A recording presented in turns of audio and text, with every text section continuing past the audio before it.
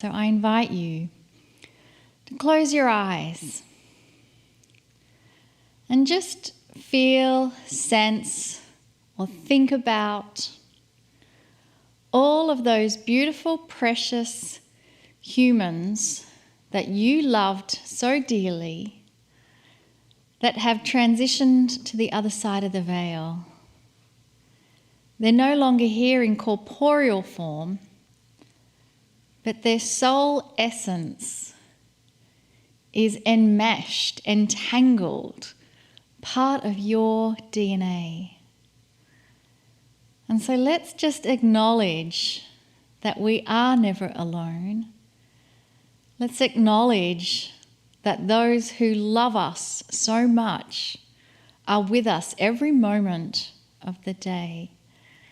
And so let us also put out a request.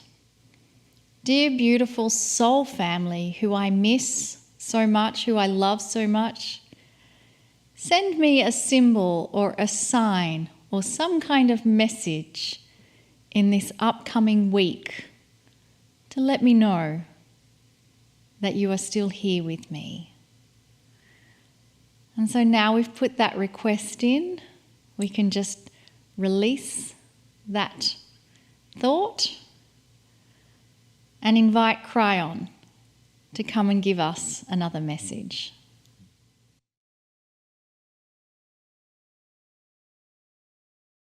Greetings, dear ones. I'm Kryon of Magnetic Service. Have you ever heard me give you a message, and in that message were the words, the wind of birth? Those of you who have listened to our channelings here have heard it. I've spoken of it many times. Now, I wish to try to explain it. And I say try to. Dear ones, first of all, I will tell you it is beyond your comprehension. It is beautiful. It shows processes which you don't understand yet that I would love to tell you about. If you could understand the processes that went into that wind of birth, suddenly you might change your mind about who you are, or why you're on the planet, or who it is that planned the incarnation you're in, or indeed how it happened at all. I have to fill you in a bigger picture to describe that wind of birth. But before I even fill you in, let me describe it simply to you. It is the moment you enter the planet in your next incarnation. And although it might be controversial to what you have been told before, that time that you actually enter from this wind of birth, which I'll explain to you, is when you take your first breath. And there will be those who will ask the kinds of questions that are very linear. Well, what about when you're in the womb? And when did life begin? And when did the soul enter? I just told you. However, there are so many times when you will enter just for a moment, when the first breath is taken and the last breath is taken. There are many situations where you will come and go quickly, in situations that are sad to some, and others, well, they start to understand why you do what you do on this planet. The wind of birth, it's an interesting concept because it has two elements to it I have never described to you. The wind of birth is when you arrive, but it's more than that. The wind of birth also is a description of a system, of a time that is before you arrive even, but at that moment of the first breath, in a timeless situation, swirling around you with intent and all that you have planned for, I'll explain it in a moment, is the wind of birth. But we cannot give that to you until we tell you about your exit, because to us they are the same. A timeless place you come from, a non-linear place, not measured at all with the vibrations that you would see are the clock. We have given you information, even when the Lemurian teaching wheel, that the eternal pool is where the birth happens and where the last breath takes place. And we've also given you hints of the energy of it, because the songs that are sung in the birth are also the same ones that are sung in passing. Now that ought to tell you something. What if they came and went from the same place? What if the eternal pool was a metaphor for the wind of birth itself? That eternal pool, that's the description in Lemuria. Those who are birthing underwater, taking their first breath and then raising to the surface, you're back. It is also the same experience when they pass. The last breath is taken in the pool. It's the same music. It's the same energy. It's the same celebration. That all now becomes a metaphor for the wind of birth on my side of the veil and all the activity. What if I told you that we send you on your way down into the planet, this wind of birth, that first breath, and almost instantly there's the celebration of your return? That is how timelessness works, dear ones. To us, that's all the wind of birth. Let me tell you more about this wind. We call it a wind because there is a certain kind of beautiful, beautiful energy that swirls around you. That you, which is the portion of your soul dedicated to come in and be part of the planet as a human being in the incarnation that's about to happen, around you is so much. So let's describe what it might be. What happens in the interim? You return to this beautiful soul that never left you. Like a mothership, you might say, that's always with you in some way, that you step out from to become a human being, and you step back into that piece of God that you are, that Merkaba, that beautiful piece of God. What happens in the interim? The interim between coming and going. What goes on there?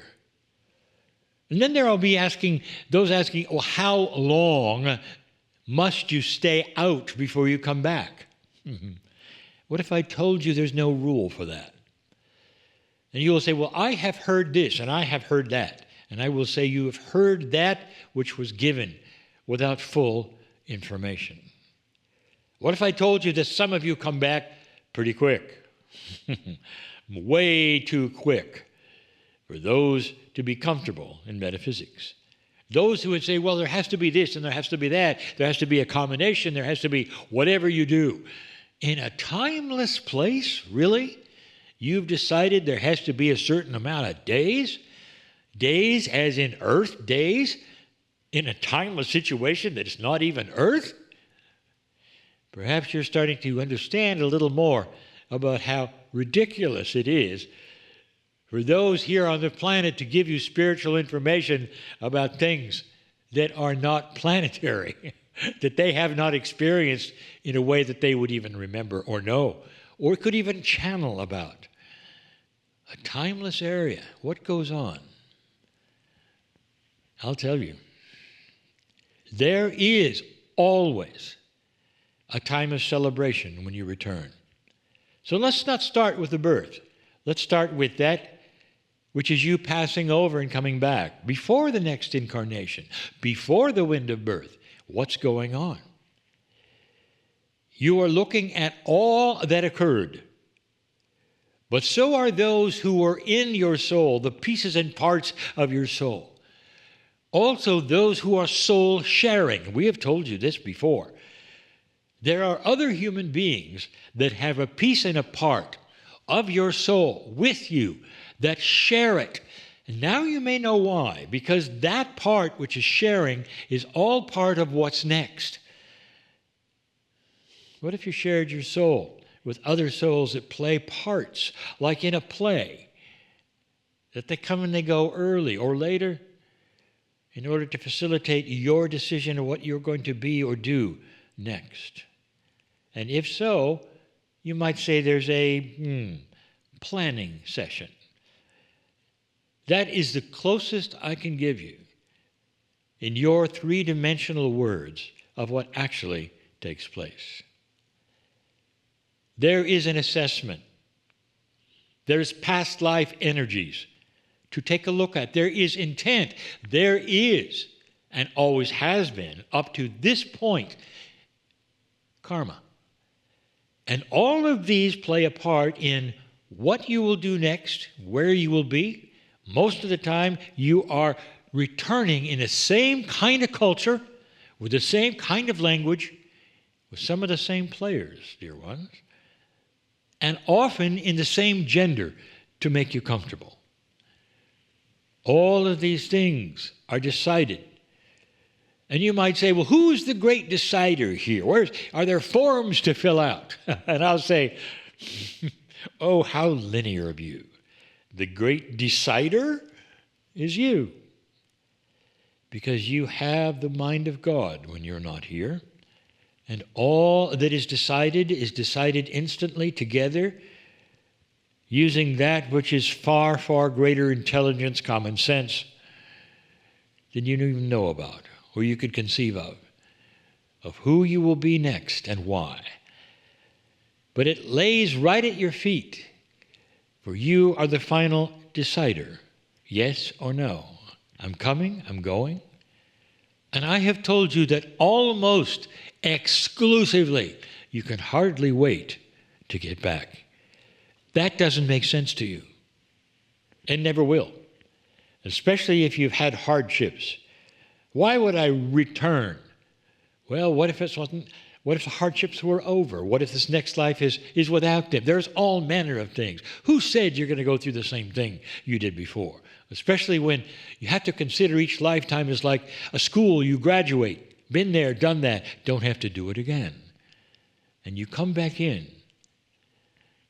Let's just say you're going to come back in right now during the shift. Let's say you've passed over and you're going to come back in. Surrounding you, swirling like a tunnel, you might say, that is moving all around you.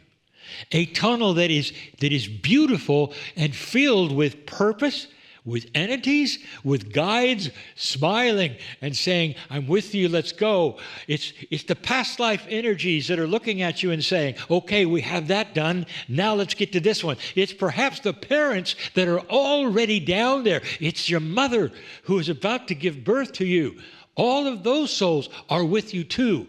This is the wind, and you can feel it swirling around you. It's beautiful. There is so much celebration. And in you go. And you take your first breath. And you're back. Your mother is there. Hopefully those who are giving birth and helping her are there. Your father, hopefully he's there, not always. But there's always celebration. A new life. You have no idea who is celebrating. Some of you say, well, I was born alone. There was a midwife and there was my mom, and that's about it. Oh, you've no idea. Oh, the multitudes knew you were there. There was celebration in that wind of birth that we speak about. And the next thing that happens is you're back to us.